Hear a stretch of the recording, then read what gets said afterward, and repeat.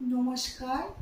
শ্রাবণ মাসে প্রত্যেক সোমবারে স্বয়ং মহাদেবকে এই জিনিসগুলি নিবেদন করুন।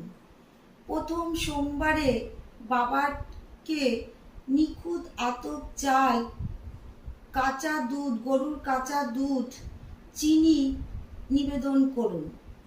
এতে আপনার সংসারে আর্থিক উন্নতি হবে, আপনি নীরব থাকবেন, আপনার মাথা ঠান্ডা থাকবে, আপনার যে সন্তান পড়াশোনা মন বসে না সেটি আপনার বাচ্চাদের পড়াশোনা মন বসবে, আপনার ধন প্রাপ্তি হবে।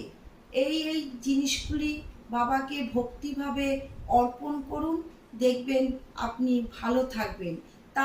তারপরে শেষে বলবেন, জয় বাবা ভোলেনাথ, জয় বাবা বিশ্বনাথ।